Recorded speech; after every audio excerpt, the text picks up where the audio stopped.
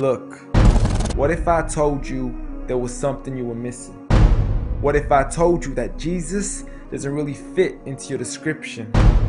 What if I told you that follower of Christ doesn't automatically mean Christian, and just because you believe in faith doesn't mean Jesus didn't believe in submission and conviction? Listen, you say Jesus was God and that God had descended. We say Jesus was man, for Jesus was dependent.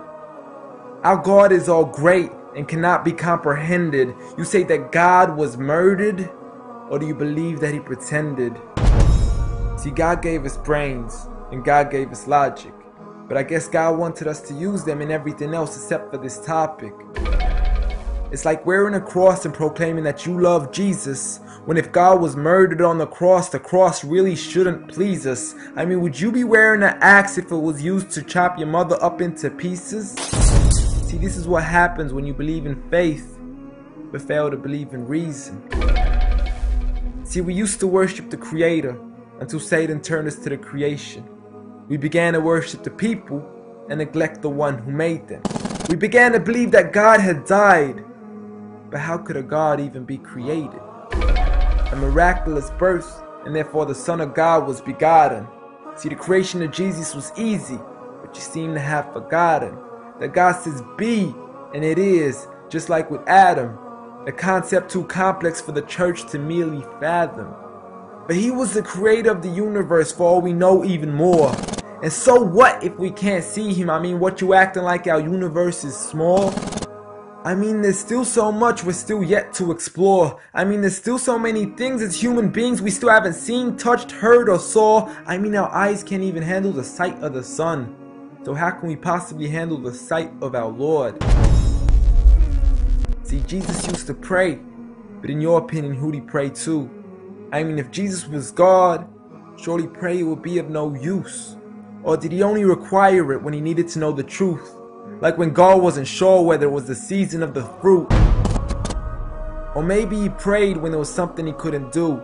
Like when he said, I of myself can do nothing. But you took it as there's nothing he couldn't do. See, no one used to worship Jesus, so ask yourself, why do you? A concept so straightforward, but has left so many confused. See, Jesus preached one God, but the church has failed to practice. And I mean, you don't have to be that dumb to know that 1 + 1 + 1 equaling 1 isn't necessarily going to give you a pass in mathematics. See, the church said 3, when Jesus said 1. Jesus said God, when the church said Son. Jesus never said worship me, rather he said pray. But you've chosen to worship Jesus despite everything he used to say. You began to think with your emotion and forgot to think with your mind. I guess you didn't pay attention when Jesus says our Father, yet never says mine. You claim to be a follower of Christ, yet you still choose to eat swine, and you call yourselves Christians, but in your churches you're busy drinking wine. And just to clarify, I do love Jesus. Matter of fact, I love him more than you, because when Jesus said do something, I actually do. However, I'm not connected with the church nor with the Bible. See, I love Jesus as my prophet, but refuse to worship him as an idol, just like he wanted and proclaimed it as sin. So it doesn't really matter if they don't let him in, because Jesus wouldn't even want to be in the presence of people worshiping an idol of him. An act of God, bolt of lightning went straight through the outstretched hand of Jesus. This cannot be a coincidence. Before I move on, there's something I need to mention. The worshiping of Jesus is a man-made invention. He never asked for your worship so he can grant you protection.